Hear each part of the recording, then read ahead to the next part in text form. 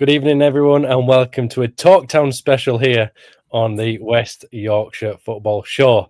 The headline is Town take a point against bottom club Burton in a 0-0 draw. I want to say good evening to my friend Stephen Downs and a big welcome to Oliver Thompson, who joins us for his debut, and by the way, all the way over from the Falcons. So, Oliver, thank you very much for joining us this evening. Well, I don't know what time it is over there, but it's certainly evening over here.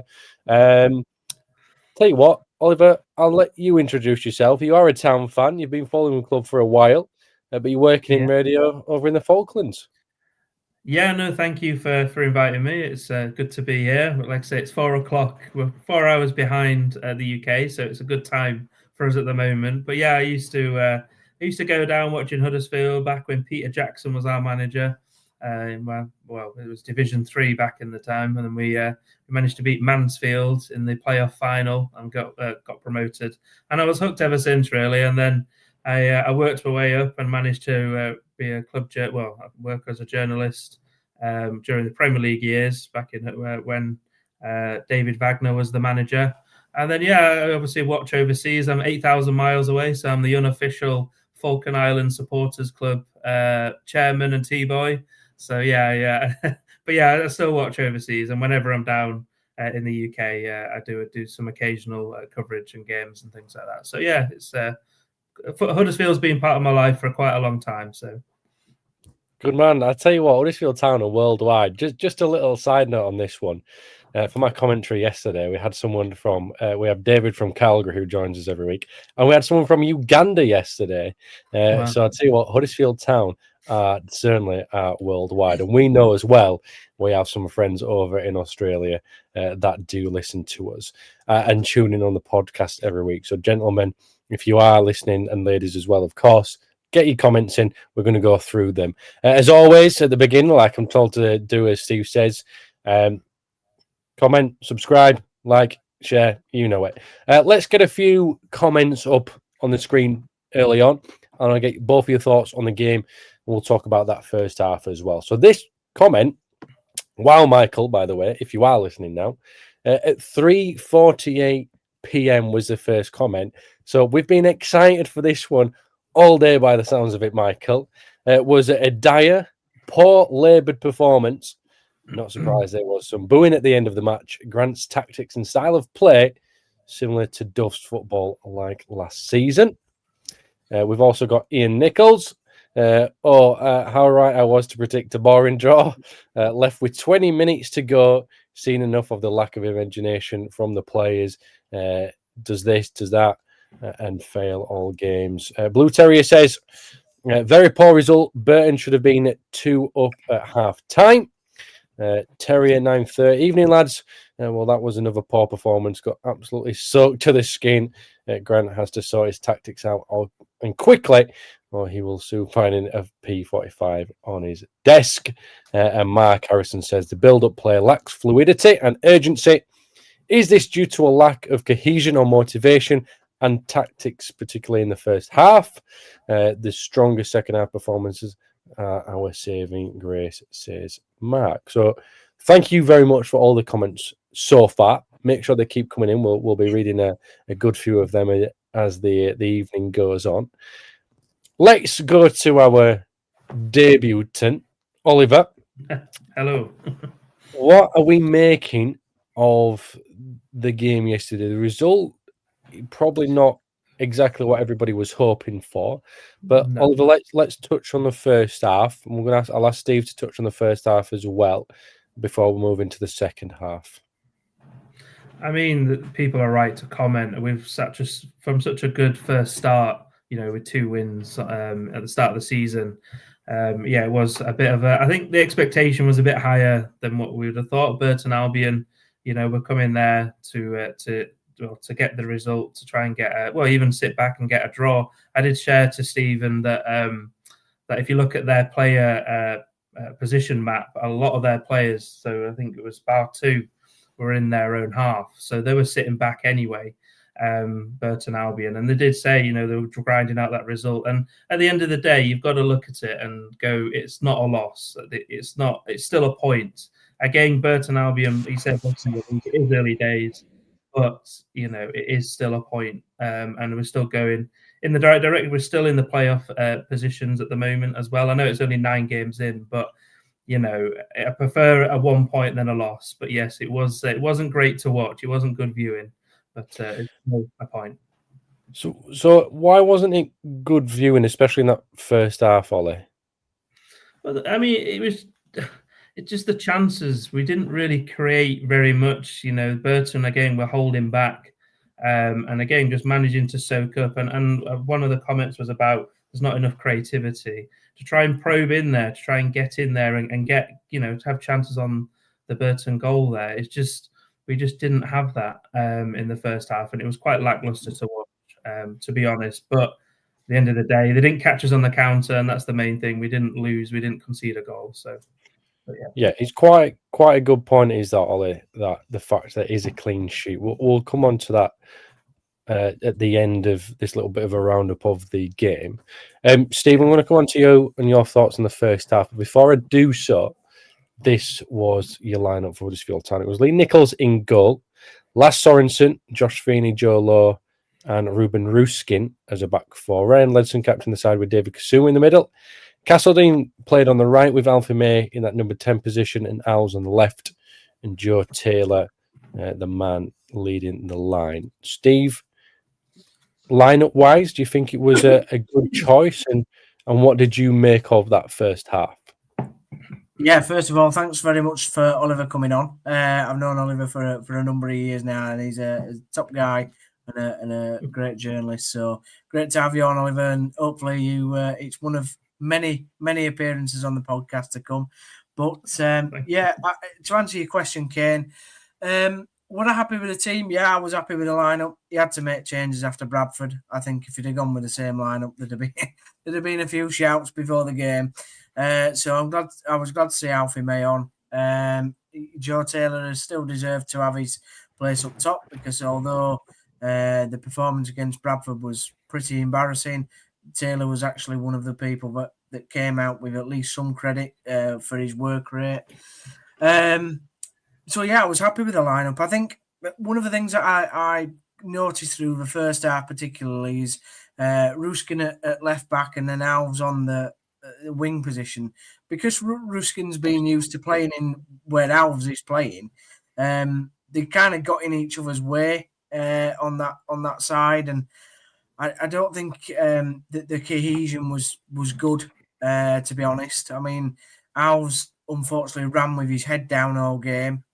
Could have looked up a number of times throughout the game, but particularly in the first half for passes, and decided not to. Maybe that's an element of him being a young player and desperate to impress. But we because of certain elements such as that, it made the first half a very difficult viewing against what was a very physical Burton team. They turned up last season, as we well know, and beat us. And they beat us because we didn't have the effort there. I didn't think the effort was bad yesterday. That certainly can't be labelled at the players, but the quality and cohesion and creativity can certainly be labelled at Grant's tactics and the players' inability to create those chances, as Oliver and a number of our good listeners have said already. Right. Okay. So I was quite happy to see Ruskin in the left back position. I think it's more natural, and I get a lot of your points that you make as well.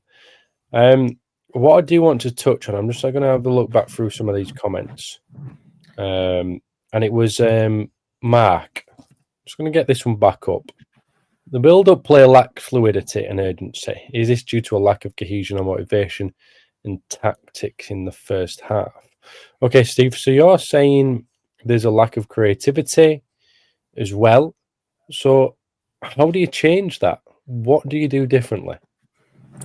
I don't think that I think the problem that we've got is you've got young lads that are obviously wanting to impress, such as Alves, Castledine as well, who I was saying that should have, had the chance to start, and he has started the last 2 games, looked bright against Bradford again, one of the only positives to come out of that game. And Tried hard yesterday, didn't really get the kind of balls and into the areas that is most dangerous. And I think it's because the play was so slow, Kaine. There was too much build-up from the back. Burton had sat back. They came for a point.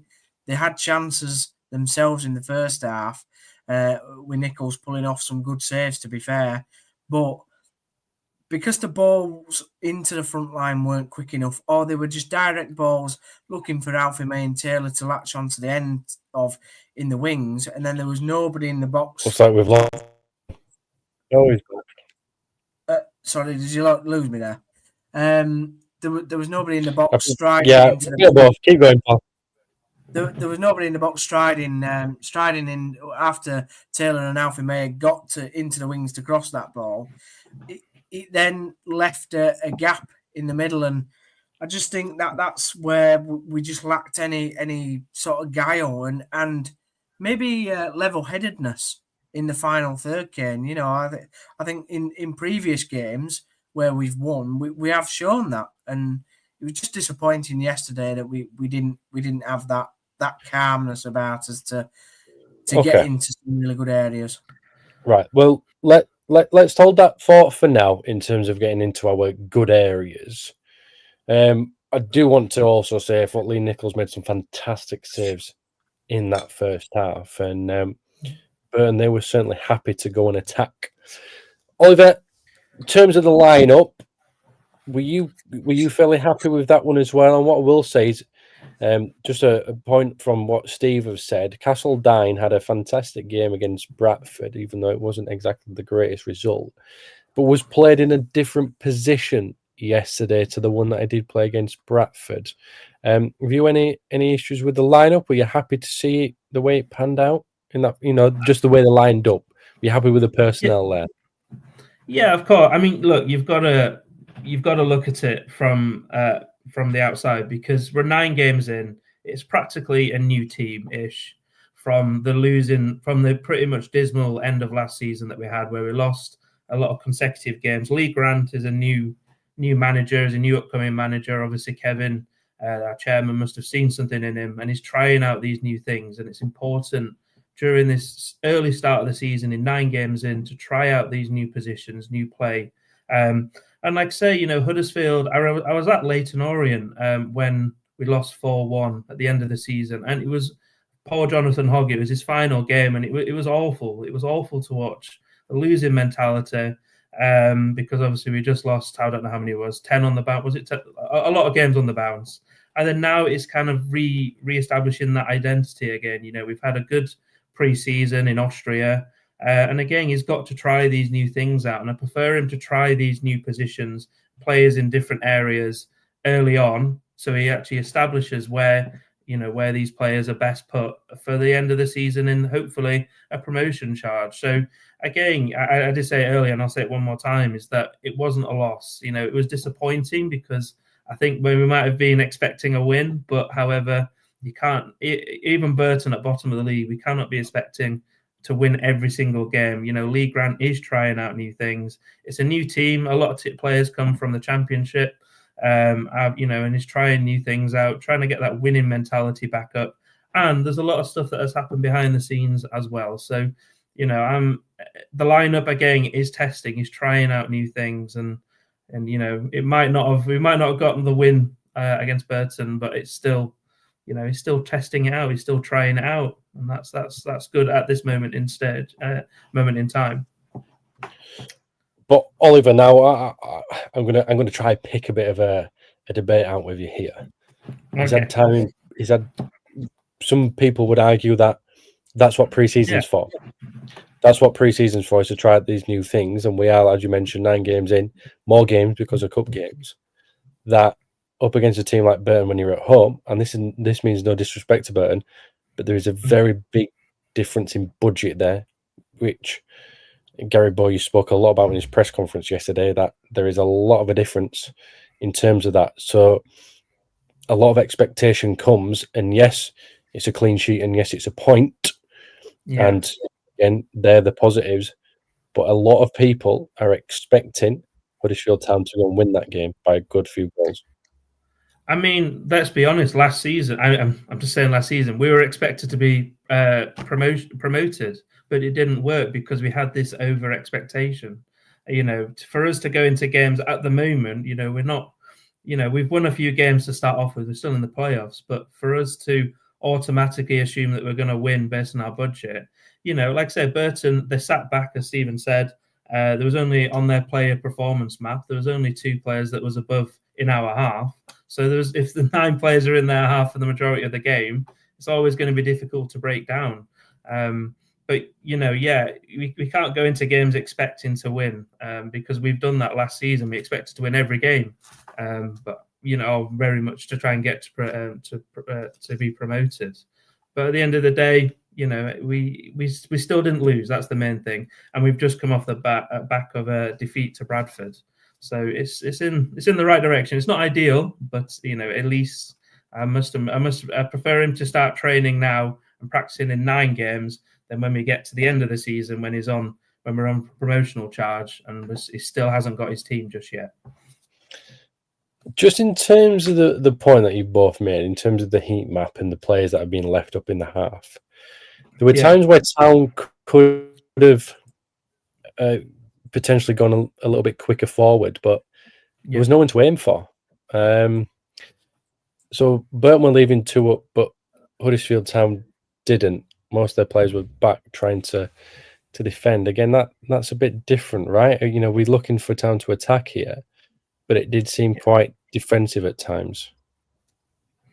Absolutely. I mean, but you look at Bradford, when we played them, they caught us on the counter a few times. So this time, Burton Albion didn't. We still got that clean sheet. Again, I would prefer to sit here and talk to you about a 3-0 victory, but at the end of the day, I'm just trying to figure some positives out. It's not all doom and gloom. Like some of the comments that I read, there was one guy that commented that he wants Lee Grant to go. It's crazy. It's just starting his managerial career. We're in the playoff positions, and time will tell. But he's still developing his team at this moment in time, developing all the positions. And again, it's good that he has put, for example, Ruskin in the fullback positions, because that means we know maybe he's not cut out for that position. I prefer him to know that now rather than we get to the playoff positions. Right. Okay. So these conditions that we had yesterday were pretty horrendous. Thankfully, it wasn't freezing cold, but the rain was really, really heavy. The wind as well played a part in it. Steve, I'm going to now come on to you in terms of the second half, and I want to touch on the conditions as well. Ian says, teams have sussed out how we play. Grant is persistent with the tactics, and this is what happens. Nichols did have a good game, says Mark. Does he retain his place now that Goodman is available again? So, Steve, answer both of them for me, or comment on both of them, and then I want your thoughts on the second half too, please.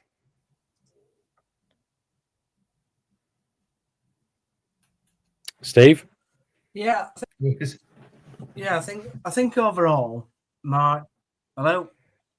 Have you got me back again? We've got you. Come on, Steve. Hello? Every week. This Oliver. Sorry about that. The second half was better for the first 15 minutes. That's what I would say. Town obviously came out with a bit more of a plan, looked a bit more energetic, looked like they wanted to attack Burton. And even though Burton was sat back, as you rightly said, Kaine, that in the first half we didn't sit back, but we didn't attack, which was weird. And yet in the second half, in the first 15 minutes and the last 10 minutes, we really went for it. If we'd have played like that for the whole game, we'd have probably beat them. 2 clearances off the line, which I have to say were outstanding blocks. I mean, unbelievable defensive abilities, particularly the Bojan Radulovic one. I mean, how he's cleared that off the line, I just don't know. Joe Lowe should have scored his header. But I was happy in the first 10 minutes game with the mentality that the lads came out and tried to put some more energy into the performance. I do want to. We talk a lot about tactics, and one of the people that was happy that started the game was David Kasumu, because in the previous 3 games we've seen Kaine start with Ledson, and I think they're too similar. I think they're both good players, but they're too similar in there. They do the same thing. They like to get the ball, recycle it, pass it calmly, but neither of them drive forward. Like Ledson yesterday, I didn't see. The only time I ever saw Ledson was when he made a block on the edge of our area, which was a fantastic block. But apart from that, I didn't really see him. Now, that's fine, but your other midfielder then needs to do something. And in the previous 3 games, we've not seen Kaine do anything. I was pleased to see Kasumu driving at the Burton defence, particularly in that second half, and causing a bit of mayhem. And then that opened things for Joe Taylor, as we saw with his shot. Alfie May had a couple more efforts on goal. And we started to do bits and bats. But then to like the from the 55th minute onwards, 60th minute onwards, we then went back into the first half style of things. And I don't know why that is. I can't answer that, where that mentality comes from.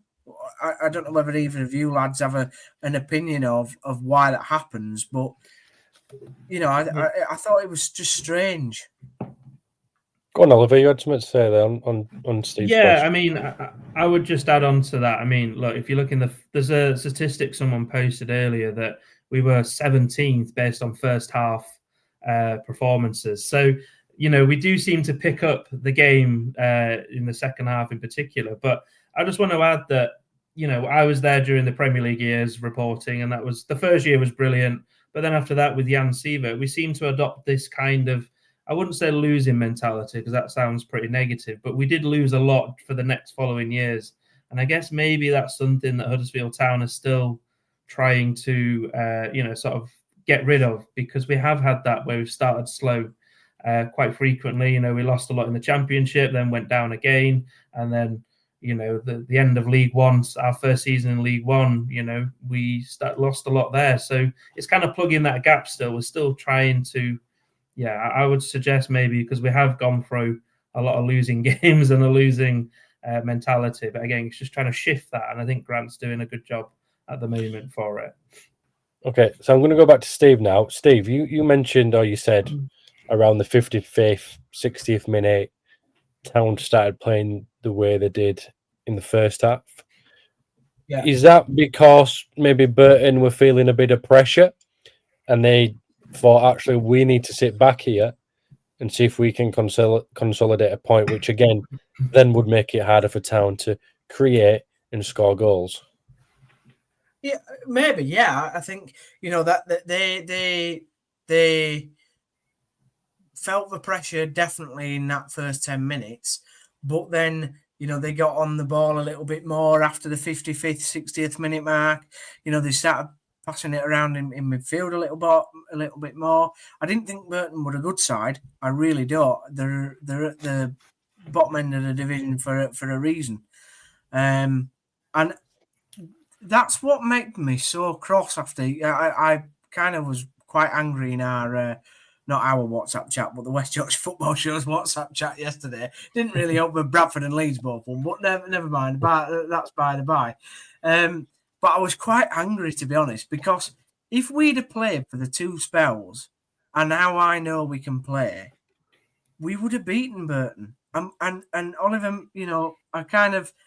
I have to disagree with you slightly in terms of, when you said about he's learning his team, and he is. I agree.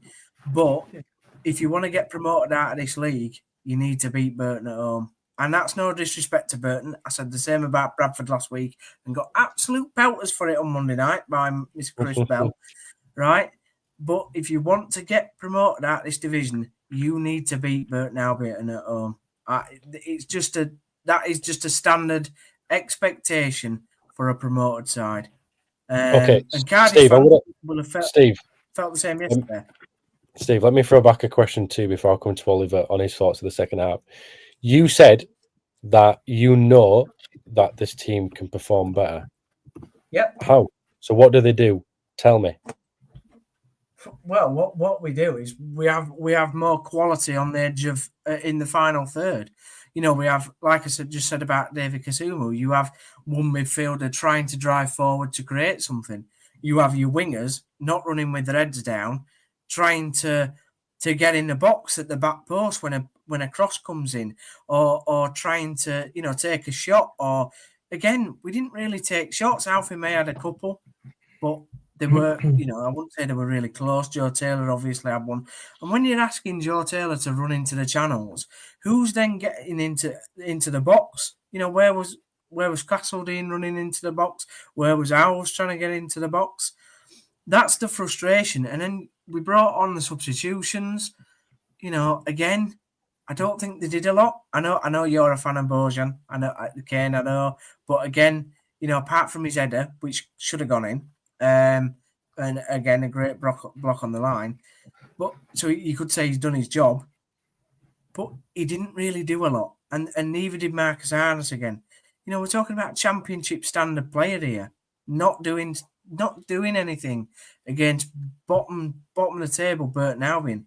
I've created the title for this podcast, Kaine, and I'm glad I did it today because, my God, if I'd have done it yesterday after the game, it would have been an entirely different title and probably one that you wouldn't have been able to read out, mate. I'm not going to lie. All right. Okay. I've just, by the way, I put Oliver's heat map in the images if you did want to get that up. All right. We'll have a look at it in a sec. Okay. So, yeah, I will ask you the question again, Steve. That Mark Harrison asked. I just want a yes or no before I move on to Oliver. Nichols did have a good game, says Mark. Does he retain his place now that Goodman is available again? Yes or no? Yes. Right, thank you very much. Oliver, same question to you. And what are your thoughts on that second half, please? I would say yes as well. Nichols, I did have a good game, and like I say, he's been there a longer time. So yeah, I mean, if he's playing well, he deserves to be in that position, especially as a goalkeeper. And maybe Goodman should, hopefully, be improving better to compete for that number 1 jersey. But yeah, Nichols should definitely stay if he's had a good game. In terms of that second half, again, we created the chances, as Steve mentioned. We had some good options there. But yeah, again, we just seemed to improve from the first half. And the first half was dire. I have said that the first half was poor to watch and very lackluster. But the second half, we seemed to improve and create them chances. And you have to remember that Burton, as you say, are bottom of the league, but they'll be fighting for every point. Every point for them is important. Whereas, we're obviously wanting to go, expectations will be promotion or playoffs at the very least. I'm sure, and we've definitely got the talent to be able to get to the playoff positions. With our summer recruitment, where we've got our championship players in there. But yeah, the second half was an improvement. We just didn't get it over the line, sadly. And I didn't, I understand what Steve's mentioning about, if we can't beat Burton, but they were a good team, and in this league, everyone's a good team in League One. And at the end of the day, they did what they needed to do. They got the 0-0, and they were fighting. Well, they're going to be fighting for their position in League One this season, aren't they? So, but yeah, like I say, it's a step in. It's not ideal, but it's still a point. So we still didn't get caught on the counter like what happened at Bradford. Oliver, talk us through this heat map. Yeah, so if you have, I don't know if people can see on here. So if you have a look, basically from Burton, there's 3 up there, and they only had 1 up, number 10. I don't know what his number was, but anyway, their number 10 was up. So they had only 1 player near our box. Whereas if you look at Huddersfield Town, we had at least a good 3 up there near the Burton. So we're definitely more attacking, whereas Burton seemed to be bar maybe 1, 2, or 3, so to sit back and soak up that pressure. Whereas Huddersfield are a lot more forward, in front of the field, should I say. Whereas Burton seemed to be a bit more sitting back and soaking up them wave of Huddersfield attacks. So again, I think that's personally, I would say that's testament to how Huddersfield are. If Burton are coming to the ACCU Stadium and wanting to not sit back, but are having to play defensive football, that's testament to how Huddersfield are moving into the right direction at the moment, I would say. Okay, I'm just going to put a couple of comments on here. Ian says, our players have a lack of imagination to change a game, do the same do the same. And Chris says that we need to get out of first gear, pass the ball quicker. Now, as we moved into this second half, and before I came to you, Steve, I mentioned about the conditions. A bit of a laugh there from Oliver. Now, this happens across all kinds of football, whether it's Sunday morning, Saturday afternoon amateur, National League, League Two, League One, Championship, Premier League. We see players make mistakes. Players make mistakes. The danger area is the penalty area. So my question would be, tactics are fantastic. Passing the ball down is beautiful. Love to see that kind of stuff. But when it is absolutely raining it down and the wind is everywhere, is it not useful to just whip that ball in and see what happens? Can you win a corner? Can you win a throw? Can you get a deflected goal? Because for me, that's what I'm looking at. I'm going, okay, these conditions, these are going to be horrible. We've got a team towards the bottom of the league, as Oliver says, going to be fighting for everything. But as a lot of people have already mentioned, probably don't have the same kind of quality of the money that's getting put into that squad. I'm going to expect them to make a few more mistakes here. And it kind of took to the last 10 minutes for Town to start doing that. And I think they put 4 crosses in. They won 1 throw and 3 corners. And from 2 of them corners, the ball was cleared off the line. So it was raining it down all day. Could there have been a reason, Oliver, it maybe took so long to kind of play to them conditions?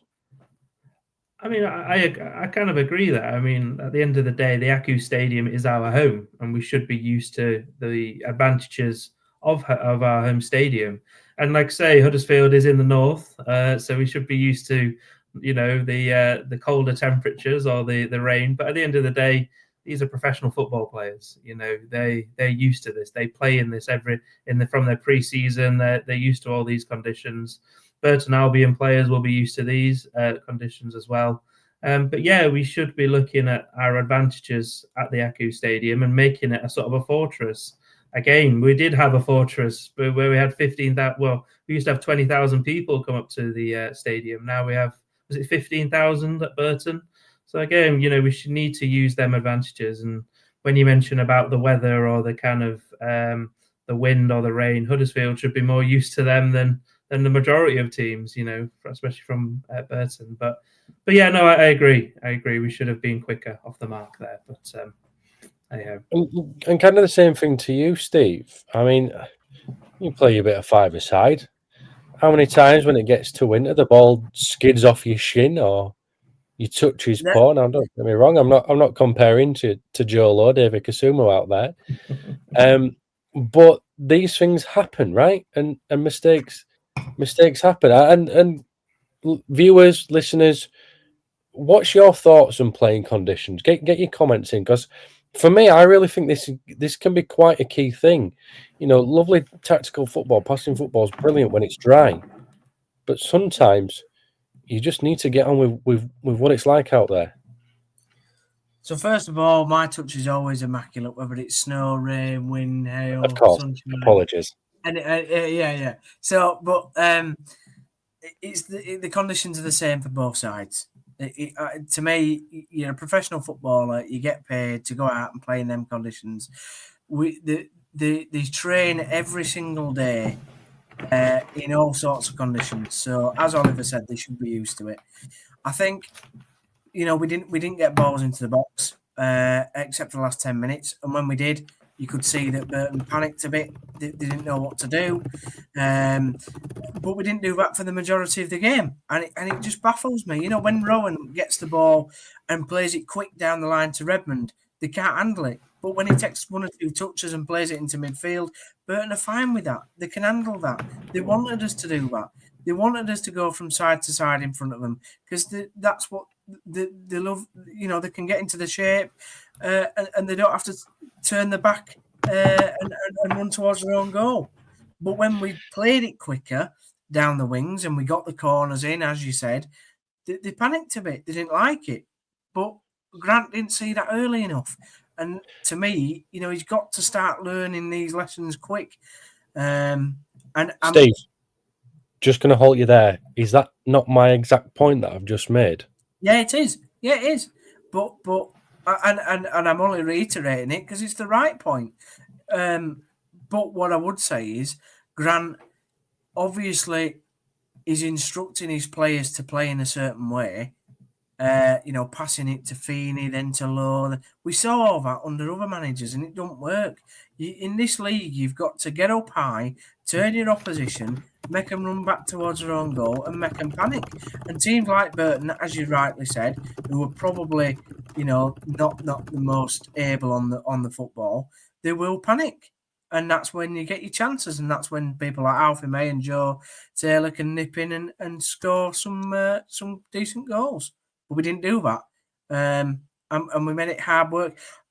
I would have taken Alves and Castledine off at half-time.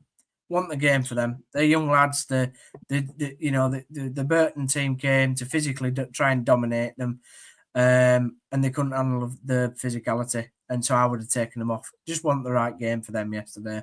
Right. Okay. Like I said, that kind of point I was trying to make was you've seen the conditions, and it's just sometimes you have to play them. I think a nice dry service, dry day, them kind of tactics where you're trying to draw teams out does work well. It just I'm a little bit with where is it here? I believe I just want to go back to the Mark's comment earlier on. Just a lack of cohesion. I don't think there's a lack of motivation at all. I think everybody's on the same wavelength, and I believe that everybody wants to go and win. And I've got the feeling from what Lee Grant said after the game that the players were quite deflated in the changing rooms because they believe they should have done more as well.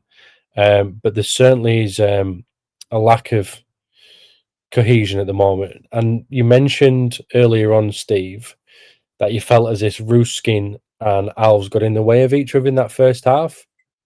Yeah, they did. Yeah, Hold on. Alves have only been at this club for just over 2 weeks now. So this is another part that we've got to think about.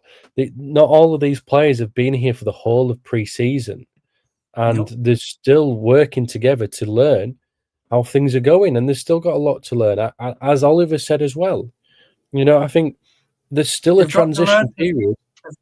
They've got to. Yes. Sorry, Kaine. They do have to learn quickly. Yes, I'm with you there, Steve. We need points on the board if we want to get promoted. That Grant's job is to get us promoted. It is. But I'm just saying, I'm on the par with what Mike's saying. Is that there's still a lot of time here, where players are still getting to know each other. Loan players that come in late into the transfer window, other clubs like Burton that we've seen at the weekend, they, as Oliver said, scrapping for everything. So they will fight together with each other very, very quickly.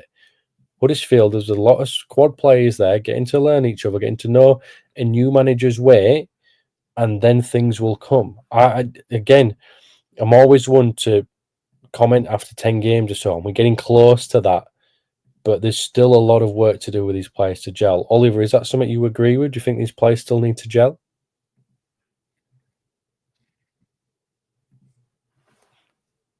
Well, I think Oliver's just struggling with his with some technology at the moment, but we will try getting back. Yeah, we'll try getting back some point soon. Ian says, the last man I witnessed who had the nose to change a game was David Wagner. Not seeing anything to convince me that Lee Grant can. That is quite a big comment. Oliver's gone, but we'll get him back. What do you make on that one, Steve? What Ian's just said? That the last manager witness who had the nous to change a game was David Wagner. Not seeing anyone that convince me that Lee Grant can. No, I disagree with that. Corberan was good at that, and obviously Neil Warnock changed things, didn't he? He's an old hand, isn't he? So I think when you look at different managers that Town have had, there was some very able managers to change games. Grant is still learning his trade, and I understand that, and I also, you have to give him time and patience. I'm certainly not one of these that, overreacting, saying, "Oh, he needs to go." I mean, come on, like how many times are we going to change his manager and then sack him again, and then change his manager and sack? He's got to be given time, but there is a pressure in this league with us needing to get promoted to win games and win games such as Burton, and that's the biggest frustration I have, Kaine. Like, I'm quite happy for them to learn and get to understand each other. Like with I think that was a pretty good example with the Ruskin and Alves wing play yesterday.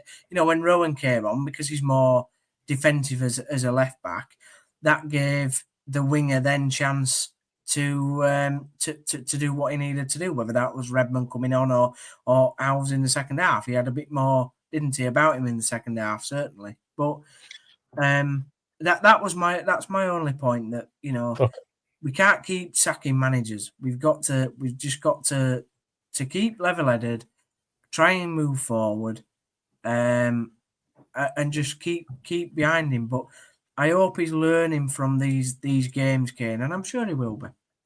Yeah. Okay. Let's talk about moving forward then, because 2 games coming up this week, and the first one is Manchester City in the EFL Cup on Wednesday. What a massive game that is for the club. Oliver, are you back with us, and are you excited for that one? Sorry for that. Yeah, my headphones ran out, but not anything to do with 8,000 miles away. But hey ho. Yeah.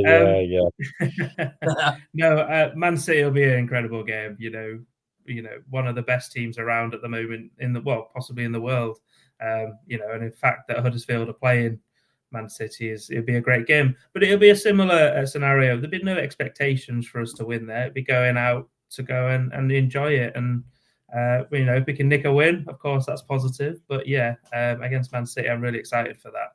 It's the same when we were in the Premier League as well. When we played Man City, Man United, we had no expectations on us, and we were just, it was incredible. Yeah, it'll be an incredible game for us, definitely. Yeah, it's going to be some great exposure, Steve. As Oliver says, no pressure, just a game of football on a Wednesday night in a cold Huddersfield.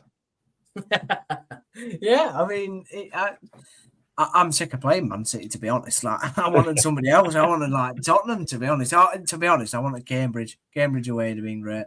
But when for the players, it's a good chance to pit themselves against either fantastic academy products, which Man City have hundreds and millions of, or some established players. It'd be interesting to see what team Guardiola picks.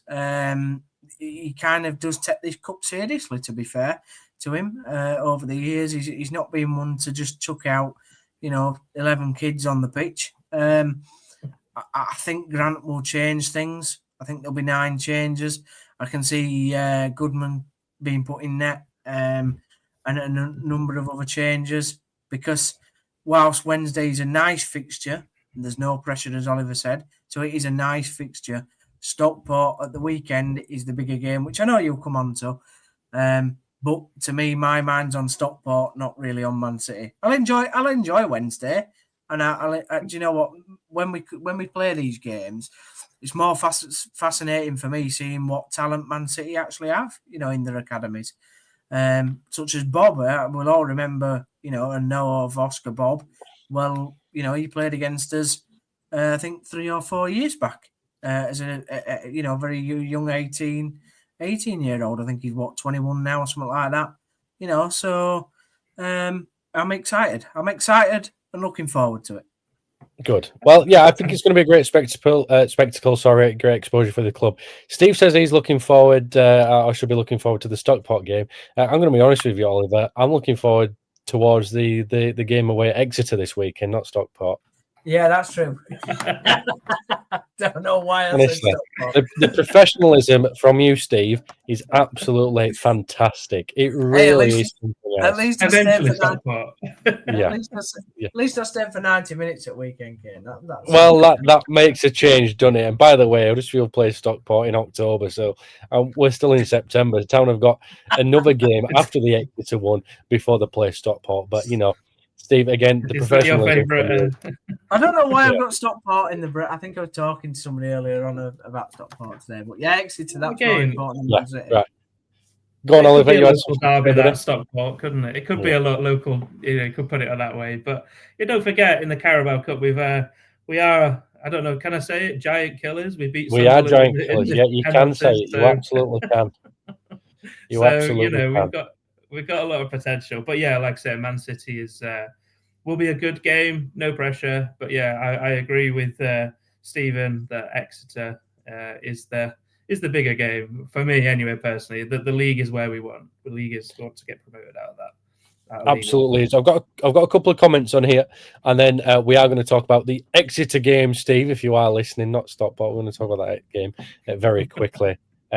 Chris Hall says Lee's still learning. Got to give him time, and then he also says, as I said, he's still learning. Got set up wrong. Have faith.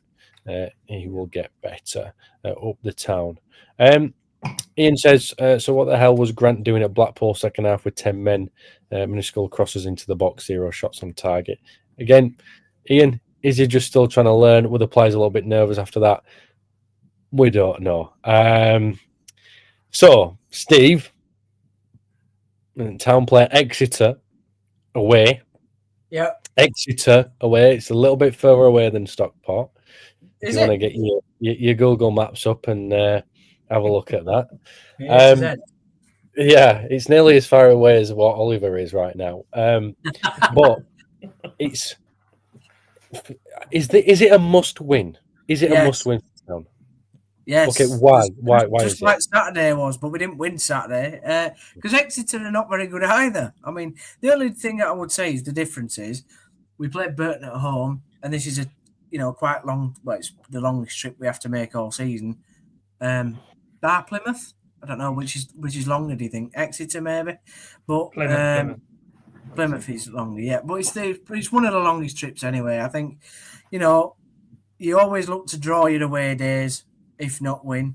But you must win your home games. Exeter are not very good, although Gary Caldwell is an experienced manager now. He's got some good players there. They did okay last season in terms of the league position. I think they've lost a couple of players though in the summer, and they're certainly weaker. So, we need to be going there and again improving on the Burton performance and showing what we've learned and showing how we can develop and creating more chances. Let's go there and play fast football. Let's get into the midfield and drive at the opposition. Turn them round. I think we've got some great players and we're trying to be positive. And yes, as Ian says, and there's a couple of other comments, there are those worries this season. And I'm not trying to be Mr. Positive, as I've been labelled by some people this week, but I think there needs to be an understanding that criticism is allowed to be said, and we're not being overcritical, but there are lessons that need to be learned, and hopefully they'll learn them this week in training and go to Exeter and win. That would be fantastic. Steve, I've got a lesson that you need to work on, because including the Exeter game, the last 3 teams that we've spoke about, Burton and Bradford and Exeter, you've called them all bad teams, and it's not gone exactly positive the way you believe. No, it's not. Oliver, is it a must-win game against Exeter? Same question to you. And also, just before you give us your thoughts, Oliver, we are coming up to our prediction time, viewers, listeners. So get your comments in on how you think the 2 games are going to go before we ask Steve and Oliver as well. So, Oliver, is it a must-win game on Saturday at Exeter away? I mean, I'm going to say every game is a must-win game, isn't it, really, in the League One? I've got to be... but, yeah, of course, we've just 3-1 against Bradford. We've just got a draw. And then, like I say, to get back onto the horse, to keep ourselves in that playoff area, it is essential that we kind of get a victory there against Exeter. I wouldn't say that Exeter are a bad team at all. Anyone can beat anyone on the day in League One. We just, I think our expectations is a bit higher than to get into the playoffs, I think. But yeah, again, every game's a must win. But Steve, you don't agree with Oliver, do you? I don't. Oliver's been very nice and diplomatic. Exeter are a bad team. Burton are a bad team. We should be beating them both, Oliver. If we want to get out of this division, we need to beat both these oppositions. Bradford's a different matter because it's a local derby and derby games all can happen. But Burton and Exeter are teams at the bottom of the table. They have, yes, I agree. They're fighting for their lives and they'll do anything to survive, like what we did in the Championship. But this is where you have to show your minerals. You have to show why you deserve to be at the top of the table, battling for automatic promotion or the top of the playoff positions, and show why you're a good team in this division. You know, Birmingham, they only lost, I think it was 2 games all last season. Wrexham didn't lose many games. You know, there needs to be a mentality going into these fixtures going, we know we're a quality dressing room. We know we've got quality players. Now let's go out on the pitch and let's go and wipe them off the planet in the first 10 minutes. Score 3 goals. Why can't we do that? I don't get why we can't do that. Hey, look, Steve, if it were that easy, you know what? We know how to do it. But it's a mentality thing, Kaine. It's a mentality thing. Okay, I do get your points. I just like to have fun and try and wind you up a little bit as well. And you successfully do it as well. I know. But you do your best. Exeter 16th in the league. I believe they've won 3, lost 6, scored 10 goals, conceded 11. So a lot of their games have been fairly close. A bit like what Oliver was saying earlier, how the ACCU needs to be a bit of a fortress for Huddersfield Town. Exeter is going down to St James's Park. Exeter is because it is so far away for all these clubs to travel to. Now, don't get me wrong. There's a lot of luxury for clubs. Well, certainly for most clubs that travel down there in the nice big fancy coaches or however else they get down there, whatever way it may be. I just want to mention as well, Mark says it's only 20 miles from him, so hopefully Mark will be going there. So it'd be a nice easy trip for you, Mark, but it won't be for many of the other fans who do make their way down. So I think we could be expecting a fairly tight one against Exeter, but as you both say, it's a must-win. And even though Oliver was happy with a 0-0 draw at the weekend, he still believes this next one's a must-win. I think you're a bit on the fence, aren't you, at the minute, Oliver? I wouldn't say... I need some proper opinions here, mate. Don't be taking that, Oliver. Yeah, no, I wouldn't say that I was happy with a 0-0, but I mean, obviously, I would like to win, as Steve said, in the first 10 minutes, 5-0 every single time. But at the end of the day, is that realistic? And that's all I want to say. Are we going to win every single game? Are we at that level where we're going to win every game? I would personally say at the moment, not. I don't think we're a Wrexham. Wrexham were an incredible team last year. But however, I do think our expectations is playoffs are the absolute minimum. But, you know, I wasn't happy with the 0-0, but at least what I'm trying to say is at least it's better than a loss, because I would have been very frustrated with a loss, and I'm sure Stephen would exactly. Yeah, I wouldn't be happy with that either. But imagine if we'd have lost. I'm talking about that. I was raging with a 0-0, Oliver. So if we'd have lost, I'd have probably popped my head up. On the comments, we've got some scores in or predictions for the Exeter game. Kind of have your predictions for the Manchester City game as well. Keep them fairly nice. Chris Hall says the 6 games after Exeter will show us where we are, and yeah, I would have to say so, Chris. For me, I'm always a 10 league games in, see where we are, but I think an extra 6 will certainly tell how things are going on. For me, again, I still believe a lot of these players are still getting to know each other, and a lot of people don't really like to hear that. They believe they should just be working straight away, and I get that as well, but there's so much that goes on in football. You are fed so much information at this elite level of football that it does take a lot. It really, really does. So that's kind of the stuff that we've got to remember. Okay, it's nearly time. We've got one prediction in for the Manchester City game, and that's Mark Harrison. He's gone Huddersfield Town 0, Manchester City 3. I'm going to expect that Ian's going to put in a prediction as well for that Manchester City game. So, on his debut, Oliver, what will the scoreline be on Wednesday? I mean, do you want a positive one or do you want a sort of a realistic one? Because I want your scoreline. Right. What you think it's going to be. I don't want none of this sitting on the fence anymore, Oliver. I want this. What your scoreline is going to be. Right. Let's just be honest and let's just go with a 2-1 to Man City. I think it might be a good. Yeah, I'll go with that maybe for that one. It depends. It depends if, as you say, it depends if they put a big team out or if they put, as you say, a second team out. But yeah, I would go with that. Thank you very much. We've got Terry and Anthony. I'm going to come to yours in a moment because you're going to help me lead and smooth through into the predictions for the Exeter City game. Chris has gone Town 1, City 4.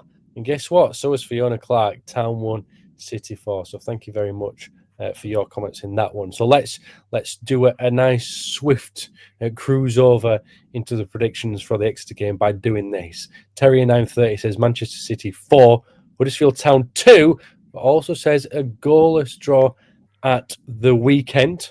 I've also got another Manchester City score. I'm going to come back into that one in a moment, Ian. Steve, Huddersfield Town versus not Stockport, but versus Exeter at the weekend. Oh, am I not allowed to give my Man City scoreline? Okay. You did give your Man City scoreline, didn't you? No, Oliver just gave his. I didn't give mine. Oh, go on then. The professionalism of this host is... I know. Can you imagine? Wonder where we get it from. Well, Oliver. Right, okay. So Town, the Man City game. Town 1, Man City 1. Town win on penalties. Why not? Sod it. Let's go for it. Another penalty shootout. Town 1, Exeter 2. I think we'll lose. Right, okay. Just quickly as well, Ian's gone Town 1, Man City 6. These are some of the other comments for the Exeter game as well. We've got Exeter 0, Huddersfield Town 1 from Mark. Exeter 2, Huddersfield Town 0 from Ian. Ian's as positive as me. Yeah, 39-30. We got yours. That was goalless. Chris says 1 apiece. And Fiona says Exeter 0, Huddersfield Town 2, which means Oliver, it's now down to you. Yeah, I'm going to go with 3-1 to Huddersfield. It's time for us to get back on the horse, and I think we can do it and get back into form. Oliver, I went 3-1 in the last 2 games, and look how it's finished. So that's why I've gone for Exeter to win this week.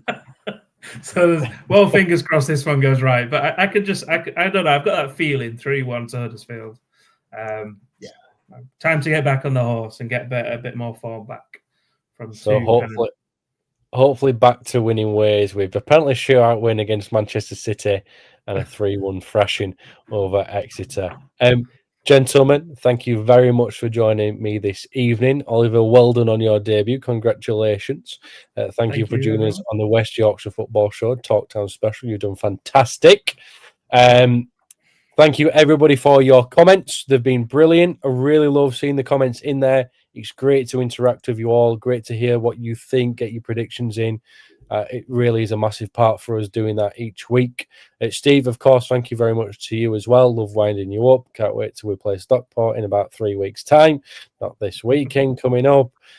You know the score. Like, share, subscribe, all that kind of stuff. Have a lovely week, everybody. We'll speak to you next week. Massive game. Huddersfield Town versus Manchester City and Huddersfield Town away at Exeter City this week coming up. Have a good one, everyone. See you later. See you. Goodbye.